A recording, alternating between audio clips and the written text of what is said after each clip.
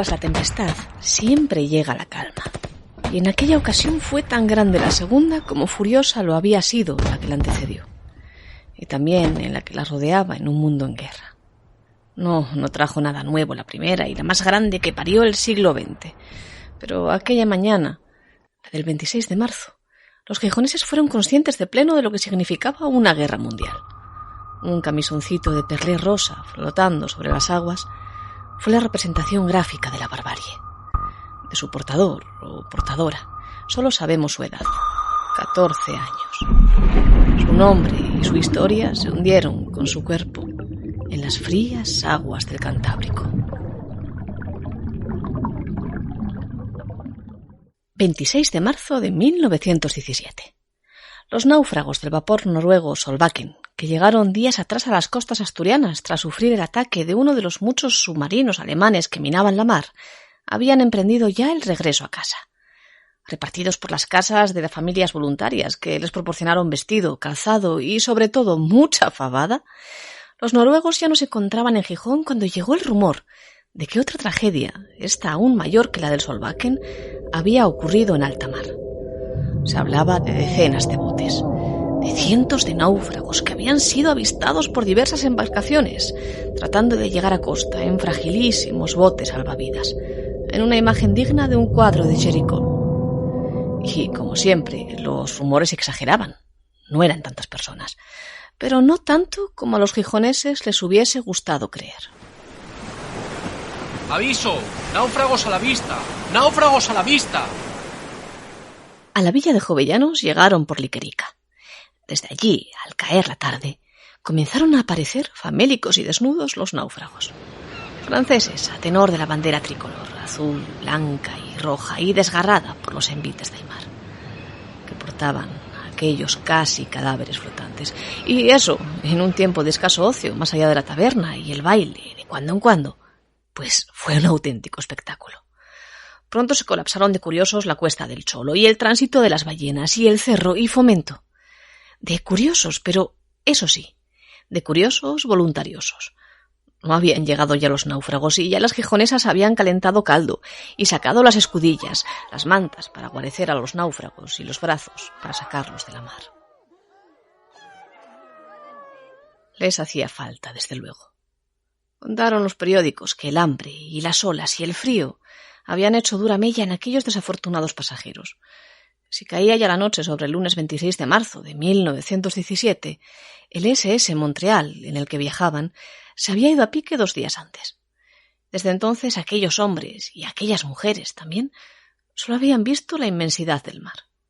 Ahora, por fin, se encontraban frente a frente con la hospitalidad asturiana y tenían una historia que contar.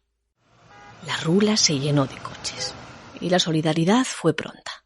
Cargaban los automóviles náufragos según iban llegando a Gijón y así el de Anselmo de la Cerra los transportó al Hospital de Caridad. El de la viuda de Nemesio Pérez portó a 7 náufragos a su propia casa, de la que acababan de salir otros tantos noruegos del Solbakken. Eran cocineros, practicantes, carpinteros, electricistas, marineros y un fogonero. Louis Lenière, René Revaly, Louis Triboudot, Charles Catic, Fernand Lipingleux, Guillaume Gourion y Jacinto, así lo decían los periódicos, Jacinto Hubert. En Cimavilla se quedó el fogonero Valade Fernand, pero la historia no acababa allí.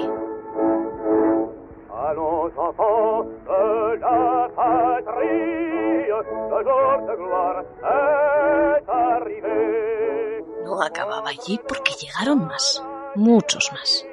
Otros 20 hombres fueron encontrados a la altura de Luarca, cerca de la Ballina, vagando a la deriva. Jean Jotin, Albert Pioli y Leopold Maria, los de mayor rango en el buque, descansarían aquella noche en el Hotel Comercio.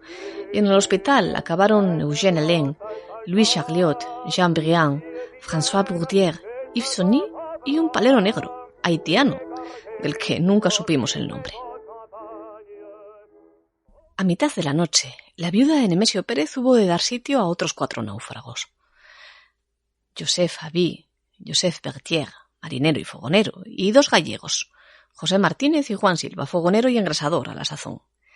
Ellos son la principal fuente de un suceso que conmocionó a Asturias y que aún tendría más protagonistas, porque al día siguiente llegaron a nuestras costas 21 náufragos más, que en esta ocasión arribaron a San Esteban de Pravia y acabaron siendo transportados por tren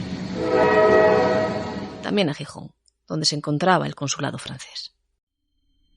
Y lo que dijeron los gallegos era que aquello había sido de lo más horrible que se hubiera conocido. El barco civil de pasajeros había sido atacado por un torpedo alemán a oscuras. De un solo golpe reventó estribor, la dinamo y el telégrafo, y no fueron sino horas las que tardó en hundirse el buque, que portaba casi 100 pasajeros. Uno de ellos, una niña, decían, de apenas 14 años, que viajaba con su madre y cuyo camisoncito de perlé, de un suave color rosa, vieron brillar, por última vez, aquella aciaga noche del día 24, en alta mar. Aquella anécdota, la del pequeño camisón que se hundía en aguas del Cantábrico, no fue sino narrada, pero los gijoneses la sintieron como propia, y también el resto de los asturianos que la leyeron en la prensa. Los del SS Montreal no serían los últimos náufragos que conocieron la solidaridad de Asturias en los días de la Primera Guerra Mundial, ni los únicos que contribuyeron con su historia a dar una fama aciaga a las tropas alemanas, cuyos submarinos, dispuestos por todos los mares, desde el Océano Atlántico al Mar Negro, cometerían desdenes como este que hoy les narro y que aceleraron la entrada estadounidense en la contienda. El resto ya es historia, de la grande, de la historia que se narra en los libros y que tiene muchas veces tristes consecuencias, como será el caso del Tratado de Versalles, del que hoy no nos toca hablar y que puso fin a la Primera Guerra Mundial. Tristes consecuencias, sí, pero también complejas.